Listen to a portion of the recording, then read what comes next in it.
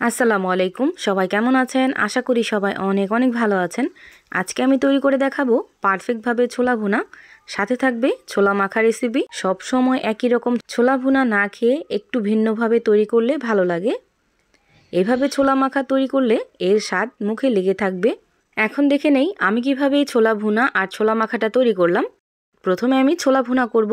এজন্য আগে থেকে আমি ছোলাটাকে সেদ্ধ করে রাখছিলাম, আর এখানে একটা আলু সেদ্ধ করে নিছি। আর এই আলুটাকে এখন আমি ম্যাশ করে নেব হাত দিয়ে। এখন আমি ছোলাটাকে রান্না করতে চলে যাব। এজন্য একটা ফ্রাই প্যানে দিয়ে দিলাম পর্যাপ্ত পরিমাণ তেল, দিয়ে দিলাম সেদ্ধ করে রাখা টুকরো করা আলু। আর এই আলুটা হাফ সেদ্ধ আছে। এখন এই আলুটাকে খুব ভালো করে আমি ভেজে নেব। অবশ্যই এই আলুটা ভাজবেন। এই আলুটা কিন্তু আমি সাথে দিব না, এই আলুটা আমি উঠিয়ে রাখবো, এটা ছোলা মাখায় কাজে লাগবে।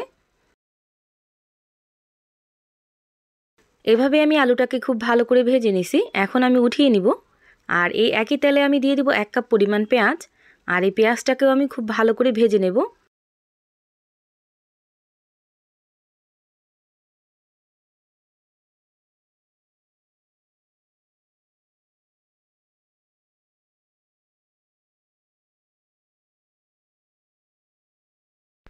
এভাবে আমি পেঁয়াজটাকে খুব ভালো করে ভেজে নিছি। এখন আমি উঠিয়ে নিব। এখন এই একই ফ্রাই প্যানে আমি দিয়ে দিব পেঁয়াজ আর কাঁচামরিচ কুচি। পেঁয়াজটাকে আর আমি বেশি ভাজবো না। এখানে আমি দিয়ে দিব হাফ চামচ পরিমাণ আদা রসুন বাটা, 1 চামচ পরিমাণ দিয়ে দিব হলুদ মরিচ ধনিয়া গুঁড়া, দিয়ে দিব সামান্য পরিমাণ লবণ, দিয়ে দিব হাফ চামচ পরিমাণ জিরা গুঁড়া। এখন একটা টমেটো কিউব করে দিয়ে দিলাম। এখন মশলাটাকে খুব ভালো করে ভাজা ভাজা করে নিতে হবে। ছোলা ভুনা তৈরি করার সময় অবশ্যই এই মশলাটাকে খুব ভালো করে কষিয়ে নেবেন, এতে করে কিন্তু ছোলা ভুনাটা অনেকটা টেস্টি হয়। আমি অল্প অল্প করে পানি দিয়ে মশলাটাকে খুব ভালো করে কষিয়ে নিয়েছি। মশলাটা যখন খুব ভালোভাবে কষানো হয়ে গেছে, এই পর্যায়ে এসে সেদ্ধ করা আলু আর ছোলাটাকে দিয়ে দিলাম। এখন এই ছোলা আর আলুটাকে খুব ভালো করে একটু মিশিয়ে নিব মশলার সাথে। তারপর দিয়ে দিব হাফ কাপ পরিমাণ পানি। পানিটা দিয়ে ঢাকনা লাগিয়ে আমি রেখে দেব প্রায় 2 থেকে 3 মিনিট পর্যন্ত। 2 থেকে 3 মিনিট পর আমি আবার ফিরে আসছি।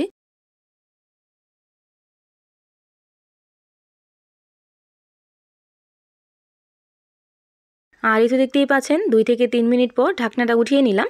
এখন খুব ভালোভাবে আবার একটু নেড়ে দেব। এখন এই ছোলাটাকে খুব ভালোভাবে ভাজা ভাজা করে নেব। তারপরে কিন্তু ছোলাটা আমি নামিয়ে নিব। এই পর্যায়ে এসে আপনারা চাইলে একটু গরম মশলার গুঁড়ো ব্যবহার করতে পারেন। এখন আমি এই ছোলাটাকে নামিয়ে নিব। এখন আমি গরম অবস্থায় কিন্তু ছোলাটাকে মাখিয়ে নিব, তাহলে কিন্তু ছোলা মাখার টেস্টটা খুবই ভালো আসবে। এজন্য একটা বাটিতে দিয়ে দিলাম একটা টমেটো কিউব করে কাটা, দিয়ে দিলাম একটা শসা কিউব করে কেটে, কাঁচামরিচ কুচি দিয়ে দিলাম, সামান্য পরিমাণ দিয়ে দিলাম ধনিয়া পাতা, দিয়ে দিলাম কিছুটা পেঁয়াজ কুচি, ভেজে রাখা আলুগুলোও দিয়ে দিলাম।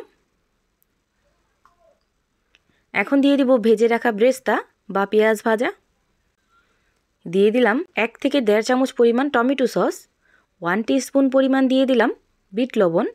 এখন এই সব কিছু খুব ভালো করে একটু মিশিয়ে নিব।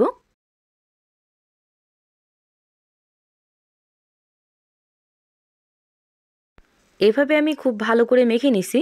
এখন এখানে দিয়ে দিব আমি আগে থেকে রান্না করে রাখা সেই ছোলা। এখানে আপনারা কতটুক ছোলা মাখাতে চাইতেছেন ঠিক ততটুক দিয়ে দিবেন। আমি এখানে অর্ধেকটা ছোলা দিয়ে দিলাম। এখন ছোলাটা দিয়ে খুব ভালো করে একটু মিশিয়ে নিব। মিশিয়ে নিলেই কিন্তু একদম পারফেক্টলি তৈরি হয়ে যায় এই ছোলা মাখাটা। এই ছোলা মাখাটা খেতে কিন্তু অসম্ভব মজা হয়। আপনারা একবার তৈরি করলে বারবার তৈরি করবেন ইনশাআল্লাহ। আমার চ্যানেলে যদি নতুন হয়ে থাকেন তাহলে অবশ্যই আমার চ্যানেলটা সাবস্ক্রাইব করে আমার পাশে থাকবেন। ভিডিওটা কেমন লাগছে অবশ্যই কমেন্ট করে জানাবেন। সবাই ভালো থাকবেন, সুস্থ থাকবেন। আল্লাহ হাফেজ।